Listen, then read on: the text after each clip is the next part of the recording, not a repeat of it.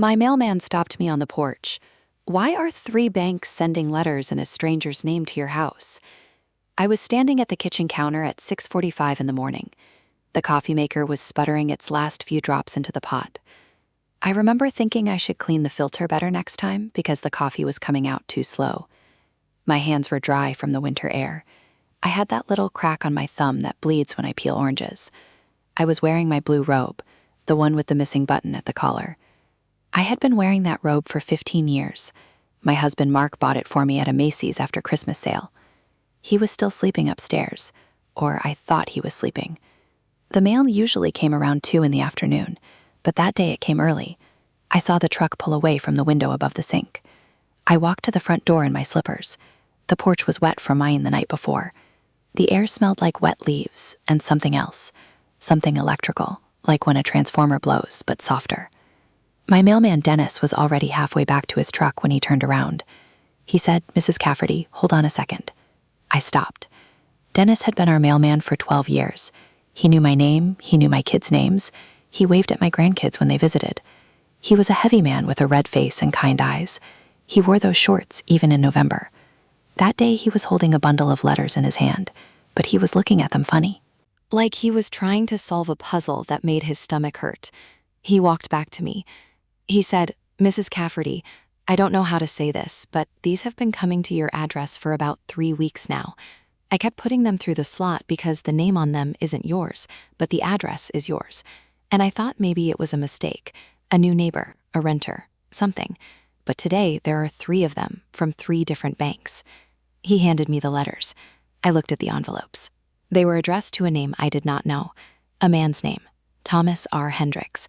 But the address was my address, my house, the one I had lived in for 31 years, the one where I raised my children, the one where I buried my dog Sadie under the maple tree in the backyard, the one where I thought I would die one day in my sleep with Mark next to me. I said, "Dennis, this must be a mistake." He nodded. He said, "I figured that, Mrs. Cafferty, but 3 banks don't all make the same mistake at the same time. You should open them." I did not open them on the porch. I took them inside. I set them on the kitchen counter next to the coffee pot. I poured my coffee. I added cream. I stirred it with the same spoon I always used, a silver spoon from my mother's set, the one with the little flowers on the handle.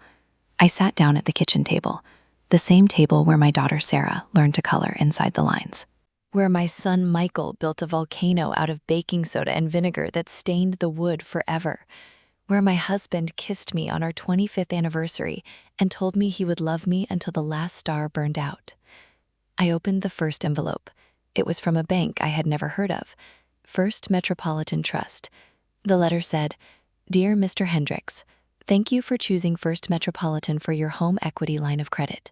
Enclosed, please find your loan documents for the amount of $147,000 against the property located at 721 Magnolia Lane. Please sign and return the enclosed forms." I read that sentence 5 times. Against the property located at 721 Magnolia Lane. My property. My house. The house Mark and I bought for $62,000 in 1993. The house we paid off in 2010. The house I thought no one could touch because it was mine. It was ours. I opened the second envelope. Another bank. Regional Trust. Dear Mr. Hendricks, your application for a second mortgage in the amount of $89,000 has been conditionally approved. The property address is 721 Magnolia Lane. Please contact our office to schedule closing. The third envelope was the worst. It was from a bank I knew, Wells Fargo. The same Wells Fargo where I had kept my savings account for 20 years. The same Wells Fargo where I had a safe deposit box with my mother's jewelry and my children's birth certificates. The letter was addressed to Thomas R. Hendricks, but it said current account holder, and inside was a statement for a checking account I had never opened, with a balance of $12,000. And at the bottom of the statement was a transfer from another account, an account in my name, an account I did not recognize. The transfer was for $50,000. $50,000 had left an account with my name on it and gone into an account with a stranger's name on it, and both accounts lived at my address. I sat at the kitchen table for a long time. The coffee went cold. The sun came up higher. I heard Mark moving around upstairs. The floorboards creaked above my head, the same creak they had made for 31 years. The one near the bathroom door. The one near the top of the stairs, where Michael used to sit and cry when he was little because he was afraid of the dark. I heard Mark's footsteps come down the stairs. He was wearing his old flannel pajama pants and a t-shirt with a stain on the chest. His hair was gray and thin on top. His face was soft and wrinkled. He was still handsome to me. After everything, he was still the boy I met at a bar in 1982, when he bought me a beer and told me he was going to marry me someday. And I laughed, and then I said yes 5 years later. He said, "What's wrong? You look like you saw a ghost."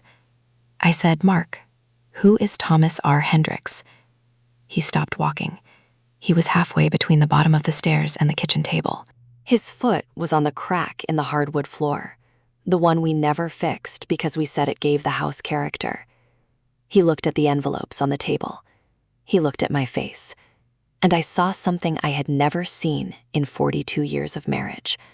I saw fear, but not the fear of a man who had been caught, the fear of a man who knew he had been caught and was already calculating the damage.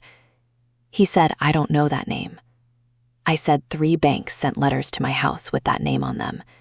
They say he took out loans against my house. They say he has a checking account with my money in it. So I will ask you one more time.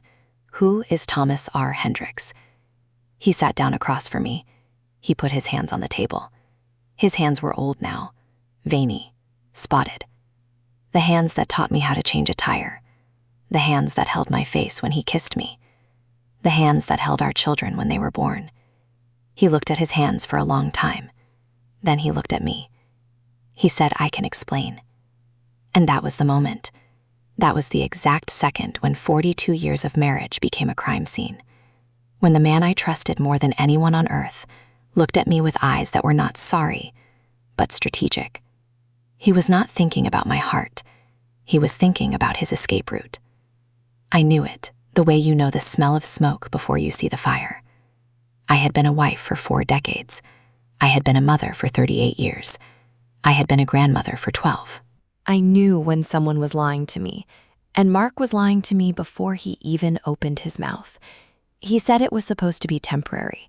He said a man at work needed help, a younger man, a man with a family, a man who had made some bad decisions but had a good heart. Mark said he co-signed on a loan for this man, nothing big, just a small loan to help him catch up on bills. But then the man needed more help, and more. And at some point Mark said he opened a line of credit against the house to cover the man's debt. But he was going to pay it back.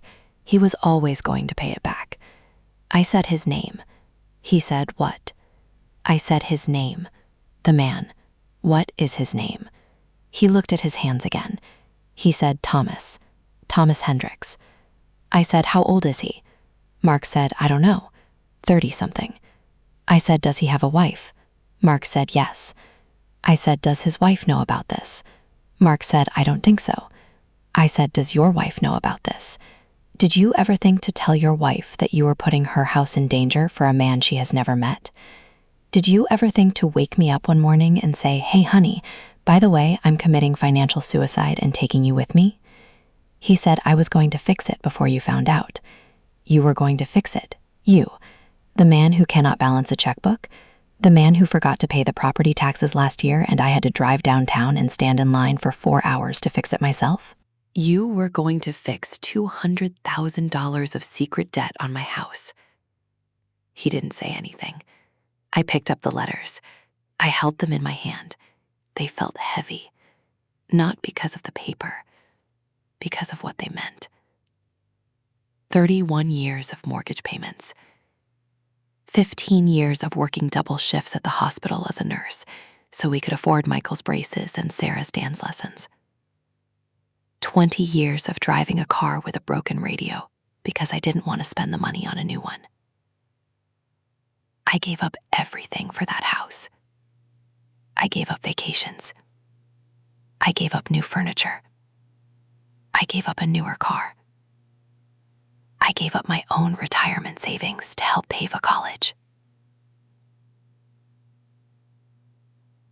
And he gave it away to a stranger.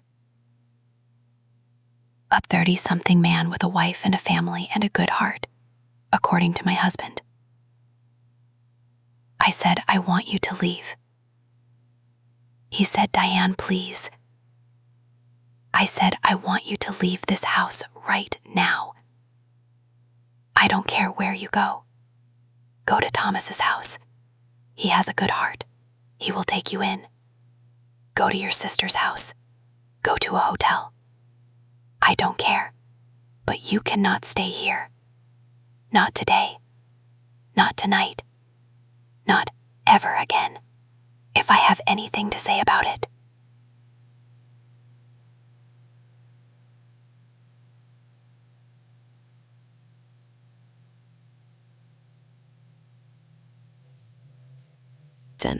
Money was tight. The kids needed something. The car needed repairs. But now I knew. The money wasn't tight because life was expensive. The money was tight because Mark was feeding it to a ghost named Thomas. He came down the stairs with a suitcase. He was wearing jeans and a jacket. He looked old. He looked tired. He looked like a man who had been carrying a lie for so long that the lie had become his real life, and his real life had become the lie. He stopped at the front door. He looked back at me. He said, I never meant to hurt you. I said, that is the only true thing you have said in years. You never meant to, but you did. And you did it every single day. Every time you looked at me. Every time you kissed me goodnight. Every time you sat across from me at this table and ate the dinner I cooked for you. You were hurting me. You just didn't care enough to stop. He left. The door closed behind him. I heard his car start. I heard him drive away. And then there was nothing. Just the sound of the refrigerator humming. Just the clock on the wall ticking. Just the coffee sitting cold in my cup. I sat there for 3 hours. I didn't move. I didn't cry. I didn't call anyone. I just sat. I thought about my children. Sarah lived 30 minutes away with her husband Eric and their 2 boys. Michael lived across the country in Denver. He was a software engineer. He called once a week, sometimes twice. He was a good son. He was my son, but he was also Mark's son, and I did not know anymore what that meant. I did not know if the lying was something Mark learned late in life, or if it was always there. If it was always there, then my children had it too. The capacity to look someone in the eye and feed them a story, while the truth rotted somewhere else. I called Sarah at noon. She answered on the second ring. She said, Hey Mom, what's up? I could hear her boys screaming in the background, the sound of cartoons, the sound of a vacuum cleaner, the sound of a life that was still whole and unbroken. I said, Your father and I need to talk to you and Michael. Can you come over tonight? She said, What's wrong? I said, Just come over. I'll order pizza, 7 o'clock. She said, Okay, Mom, I love you. I said, I love you too. I hung up. I called Michael. He didn't answer. I left a message. I said, Call me. It's important. Your father and I need to talk to you and Sarah. I'll text you the time. He called back 20 minutes later. He said, What's going on? Is Grandma okay? Is one of you sick? I said, No one is sick. Just come home. I'll pay for the flight. He said, Mom, you never ask me to come home. You never pay for my flight. Something is really wrong. I said, Something is really wrong. I'll explain when you get here. He said, I'll book a flight tonight. I hung up. I went upstairs. I walked into the bedroom I had shared with Mark for 31 years. The bed was unmade on his side. His pillow still had the dent from his head. His glasses were on the nightstand. His phone charger was still plugged into the wall. His smell was still in the room. The soap he used, the deodorant, the faint smell of coffee on his breath. I opened his closet. I looked at his clothes. His shirts hung in a row. His shoes on the floor. His belt slooped over a hanger. A normal closet. A normal man. A normal life. That was not normal at all. I opened his nightstand drawer. I had never opened it before. Not once in 31 years. I believed in privacy. I believed in trust. I believed that a marriage was 2 people who chose to respect each other's small secrets. The drawer was full of things. An old watch. A bundle of receipts. A small notebook. I opened the notebook. It was his handwriting, small and tight and neat. the handwriting of a man who wanted to hide things in plain sight. The pages were filled with numbers, dates, amounts, names. Thomas Hendricks. A list of payments, a list of debts, a list of lies. January 15th, gave Thomas $3,000 cash. February 3rd, paid Thomas's credit card $1,500. February 22nd, co-signed on car loan $22,000. March 10th, Thomas short on rent, gave him $1,800. April 5th, opened new credit card in my name, gave Thomas the card. May 1st, Thomas behind on child support, gave him $4,000. June 15th, applied for home equity line, waiting for approval. The notebook went back 2 years. 2 years of secret payments. 2 years of stealing from our future. 2 years of watching me clip coupons and reuse foil and drive a car with a broken radio while he handed thousands of dollars to a man I had never heard of. I closed the notebook. I put it back in the drawer. I closed the drawer. I sat on the edge of the bed. I looked at the wall. There was a picture of us on our wedding day. I was 23. He was 26. We were so young, so stupid, so sure that love was enough. Love was not enough. Love was never enough. Love was just the thing that made the betrayal hurt worse. I went back downstairs. I ordered the pizza. I cleaned the kitchen. I swept the floor. I did the things a mother does when she is waiting to destroy her children's understanding of their family. I thought about how to say it. Your father has been lying to us. Your father has been stealing from us. Your father has been giving our money to a stranger. Your father is not the man you thought he was. There was no good way to say it. There was only the saying in the aftermath. Michael arrived at 5 in the afternoon. He looked tired. His flight had been delayed. He had dark circles under his eyes. He hugged me at the door. He held on longer than usual. He said, "Where is Dad?" I said, "He's not here." He said, "Why not?" I said, "I'll explain when Sarah gets here." He said, "Mom, you're scaring me." I said, "Good. You should be scared. I'm scared too." He went into the living room. He sat on the couch. He turned on the TV. He scrolled through channels without watching anything. I watched him from the kitchen. He was 36 years old. He had his father's jaw, his father's hands, his father's way of sitting with his legs too far apart. I wondered if he had his father's capacity for lies. I wondered if I had raised a man who would one day do the same thing to his own wife. I wondered if there was something in the blood, something broken, something passed from father to son like a disease. Sarah arrived at 6:30. She came alone. She said Eric was staying home with the boys. She said he said to tell you he loves you, and whatever is going on, he's on your side. She hugged me. She smelled like vanilla and laundry detergent. She was 38 years old. She had my eyes, my mother's chin, my grandmother's temper. She was the one I thought would always protect me. She was the one I thought would always tell me the truth. I held her longer than I should have. She pulled back. She said, "Mom, your eyes are red. Have you been crying?" I said, "Not yet." We sat in the living room, the three of us. My children on the couch, me in the armchair, the chair Mark always sat in, the chair that still held the shape of his body. I had the letters in my hand. I had the notebook on the coffee table. I looked at my children. Their faces were open and confused and worried. They had no idea what was coming. They thought maybe I was sick. Maybe their father was sick. Maybe someone had died. Someone had died. The version of their father they had loved and trusted. That man was gone. Maybe he had never existed at all. I told them everything. I started with the mailman. I showed them the letters. I let them read the words. Home equity line of credit. Second mortgage. Thomas R. Hendricks. I showed them the notebook. I let them see their father's handwriting. The dates, the amounts, the slow bleed of a family's security. I told them he left. I told them I didn't know where he was. I told them I didn't know if he was coming back. I told them I didn't know if I wanted him to come back. Sarah was the first to break. She put her hand over her mouth. She started to cry. Not the quiet cry of someone who is sad, the loud, ugly cry of someone who has been punched in the gut by someone they love. She said, "Mom, I can't believe this. Dad wouldn't do this. Dad wouldn't steal from us. There has to be an explanation. There has to be something you're not understanding. I said, I understand everything. I understand that your father took out loans against my house. I understand that he opened accounts in my name. I understand that he has been giving our money to a stranger for 2 years. What don't I understand? She said, Why? Why would he do this? I said, I don't know. Maybe you should ask him. Michael was quiet. He was sitting on the couch with his elbows on his knees and his head down. He hadn't said a word since I started talking. I watched him.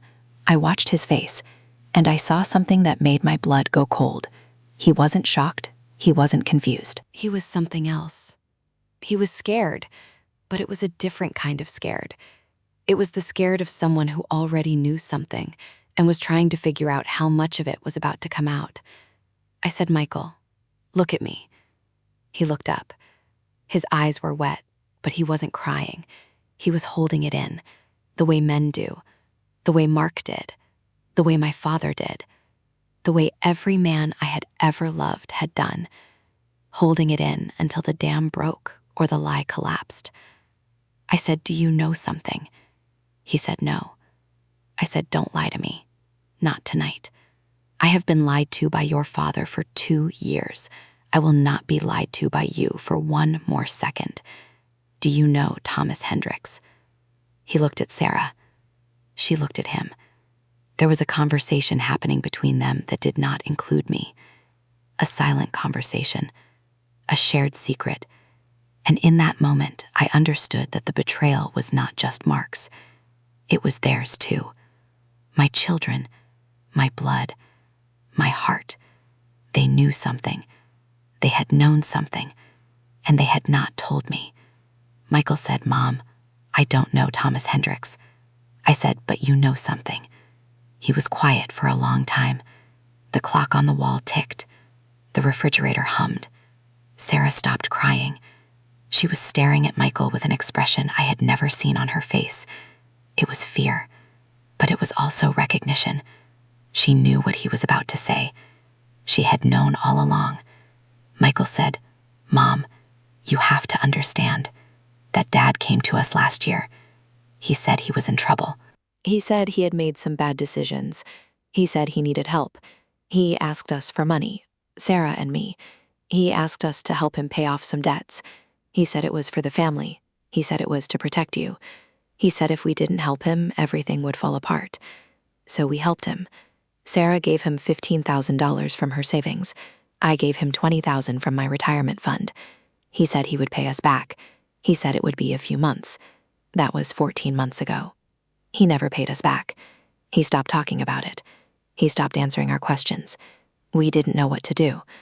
We didn't want to tell you because we didn't want to hurt you. We thought we could fix it ourselves. I looked at Sarah. She was crying again, but she was nodding. She was confirming everything Michael said. She had given $15,000 to her father, money she had saved for her boys' college, money she had worked overtime to earn, money she had hidden from her own husband because she didn't want him to know that her father was in trouble. She had protected Mark. They had both protected Mark, and they had protected him from me. I said, how long? Michael said, what? I said, how long have you known that your father was lying to me? He said, we didn't know he was lying. He said he had made mistakes. He didn't say he was stealing from you. He didn't say he was taking out loans against the house. He just said he was in debt. He said he needed help. We believed him because he was our father, because we trusted him. I said, you trusted him more than you trusted me. You gave him money. You kept his secrets. You let him come to this house every day and sit across from me at the dinner table and lie to my face. And you said nothing. You both said nothing. Sarah said, Mom, we were trying to protect you. I stood up. I walked to the window. I looked out at the street where my children learned to ride their bikes, the street where my husband taught them to throw a baseball, the street where I thought I had built something strong and true and permanent. The street was empty. The street was always empty now. The neighbors were inside their own houses, with their own secrets. I wondered how many of them had husbands who were stealing from them, how many had children who were lying to them, How many had a mailman who delivered the truth in 3 envelopes on a Tuesday morning? I said, you didn't protect me. You protected him. You protected yourselves from having a hard conversation. You protected the idea of a good father. You protected your own comfort. You did not protect me. Michael stood up. He said, Mom, that's not fair. I turned around. I looked at my son, my firstborn, the baby I held in my arms for 12 hours before they gave him a name, the boy who used to hold my hand when we crossed the street, the teenager who told me everything, the man who had become a stranger. I said, fair. You want to talk about fair? Fair would have been you coming to me last year and saying, Mom, Dad is in trouble. Fair would have been you trusting me to handle my own marriage. Fair would have been you remembering that I am not a child. I am not a fragile thing that needs to be protected from the truth. I am a woman who worked nights in a hospital for 30 years. I have held the hands of people who were dying. I have told wives that their husbands were not coming home. I have seen things that would break your mind. And you thought I couldn't handle the truth about my own husband? Sarah said, Mom, please. We made a mistake. We were wrong. But we love you. We were trying to do the right thing. I said, the right thing would have been to tell me. The right thing would have been to say, Mom, Dad is asking for money and we don't know why. The right thing would have been to trust that I am stronger than you think I am. But you didn't do the right thing. You did the easy thing. And now I don't know who I can trust. I don't know if I can trust either of you ever again. The room went silent. The clock ticked. The refrigerator hummed. The pizza got cold in the box on the kitchen counter. My children sat on the couch and looked at me like I was a stranger. Maybe I was a stranger to them. Maybe I had always been a stranger. Maybe the version of me they carried in their heads was not the real me. It was a version they had invented to make themselves feel safe. A mother who needed protection. A mother who could not handle the truth. A mother who was weak. I was not weak. I had never been weak.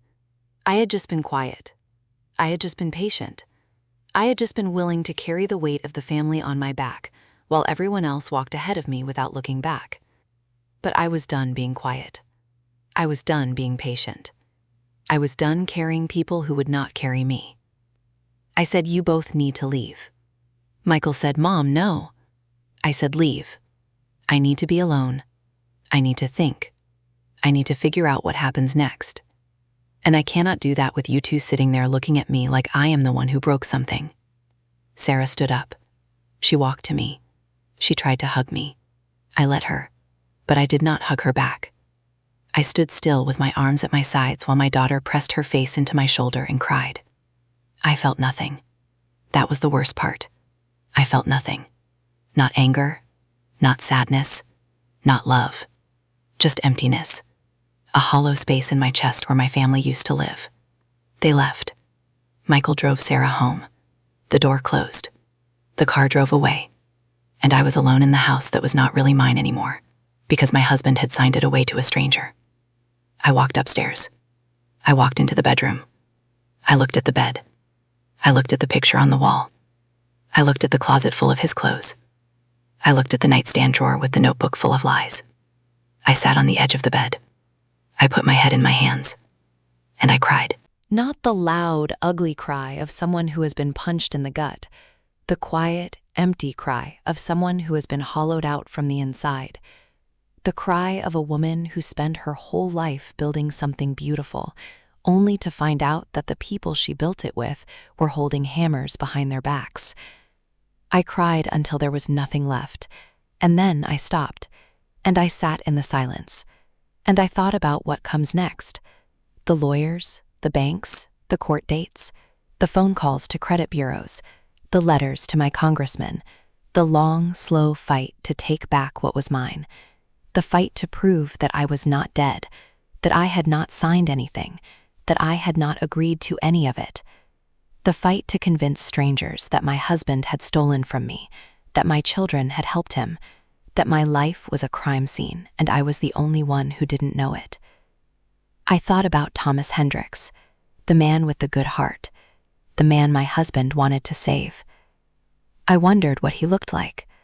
I wondered if he had a wife who knew the truth. I wondered if he had children. I wondered if he had a mother who loved him, a mother who sacrificed for him, a mother who would be destroyed if she knew what he had done. I wondered if she would believe it, or if she would protect him the way my children protected Mark, the way we always protect the people we love, even when they don't deserve it, especially when they don't deserve it. I lay down on the bed. I lay on my side. I looked at Mark's pillow. The dent from his head was still there. I reached out and touched it. The fabric was cold. The dent was empty. The man was gone. The man I married was gone. Maybe he had been gone for a long time. Maybe I had been sleeping next to a stranger for years, and I was too busy being a wife and a mother and a grandmother to notice. Maybe the betrayal started long before the money. Maybe it started the first time he looked at me and decided that his secrets were more important than my trust. I closed my eyes. I did not sleep. I just lay there in the dark of the bedroom. The house creaked around me. The wind blew outside. The mailman would come again tomorrow with more letters, more names, more lies, more pieces of a puzzle I was only beginning to understand. The next morning I woke up to sunlight on my face. For a second, everything was normal. I reached for Mark. He wasn't there. Then I remembered. And the remembering was worse than the first time, because the first time was shock, and this time was reality. This time was the slow, cold understanding that my life had changed, and it was never going back. I got up. I made coffee. I sat at the kitchen table. I opened the letters again. I read them again. I called a lawyer, a woman named Patricia, a woman with a voice like gravel and no patience for tears. I told her everything.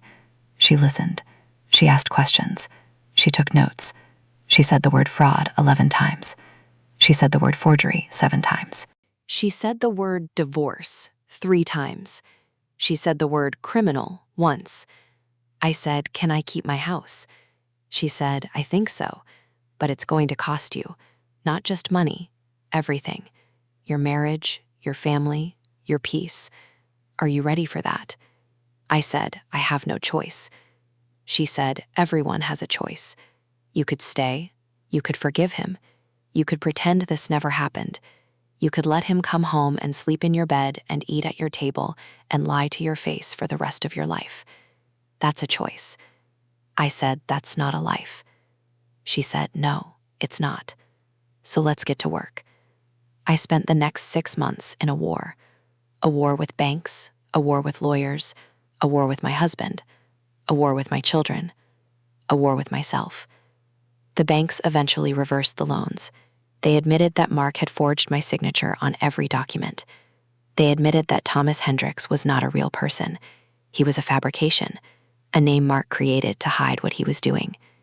There was no man with a good heart and a family. There was just Mark, just my husband, just the father of my children, just the man I had loved for 42 years. He had invented a person to steal from me. He had invented a story to cover his tracks. He had invented a life inside our life, a parallel world where he was the hero saving a stranger, and I was the fool who paid for it. The money was gone. Most of it. He had spent it on things I could not trace. Gambling, the lawyer said. Online. The kind you do on your phone in the bathroom. The kind that takes everything. He had been losing for years. And when he ran out of his own money, he started taking mine. And when he ran out of mine, he took the houses. And when he ran out of the houses, he asked his children for help. And they gave it to him because they loved him, because they trusted him, because they were his children, and that is what children do. Michael came to visit me in February. He sat in the same chair Mark used to sit in. He looked older, thinner. He said he was seeing a therapist. He said he was trying to understand why he didn't tell me. He said he was sorry. He said it over and over. Sorry, sorry, sorry. Like the word would eventually mean something if he said it enough times. I said, "I forgive you." He said, "Do you mean it?" I said, "I mean that I am tired of being angry. I am tired of carrying this. I am tired of waking up every morning and remembering that the people I love most in the world hurt me in ways I never thought possible.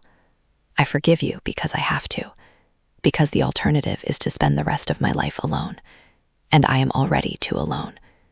He cried. I held him. I held my son the way I held him when he was small and scared, and the world was too big. I felt his body shake. I felt his tears on my shoulder. I felt the old love push through the cracks in my heart, the love that does not die, even when you want it to, the love that keeps you connected to people who have hurt you. The love that is maybe just habit, or biology, or the memory of better times when the world was simple and a hug from your mother could fix anything. Sarah did not come. She called, she texted, she sent flowers on my birthday, but she did not come. She said she couldn't face me. She said she was ashamed. She said she didn't know how to look at me, knowing what she had done. I told her it was okay. I told her I understood. I told her I loved her. She said she loved me too. But love was not enough. Love had never been enough. Love was just the thing that made the distance hurt more. Mark filed for divorce in March. He did not come to the house. He sent a lawyer, a young woman with sharp glasses and a sharper voice. She said Mark wanted half of everything, half of the house, half of the retirement accounts, half of the savings, half of the life we had built together, the same life he had tried to burn to the ground. He wanted half of the ashes. My lawyer, Patricia, laughed. She said not in this lifetime, and she went to work. The divorce took a year of depositions, a year of phone calls, a year of letters, a year of watching my savings disappear into legal fees, a year of lying awake at night, wondering if any of it was worth it, a year of asking myself if I would have been happier not knowing, if ignorance was a kind of peace, if I could have just kept living in the house with the dent in the pillow, and the notebook in the drawer, and the lie in the bed next to me. In the end, I kept the house. I kept most of the money. The court ruled that Mark had committed financial fraud against me. The judge was a woman. She looked at Mark across the courtroom. She looked at him the way you look at a man who has done something unforgivable. She said, "Mr. Cafferty, you stole from your wife. You stole from your children. You stole from yourself. I hope the money was worth it." He didn't answer. He just sat there with his head down. His hair was almost completely gray now. His hands were shaking. He looked like a man who had been hollowed out from the inside. The same way I felt. The same way we all felt. Hollow. Empty. Filled with nothing but the memory of what we used to be. He tried to talk to me after the hearing. He walked toward me in the hallway. His lawyer tried to stop him. My lawyer stepped in front of me. But I put my hand on Patricia's arm. I said, "It's okay." I looked at Mark. I looked at the man I had married, the man I had loved, the man I had built a life with, the man who had destroyed it. He said, "Diane, I am so sorry."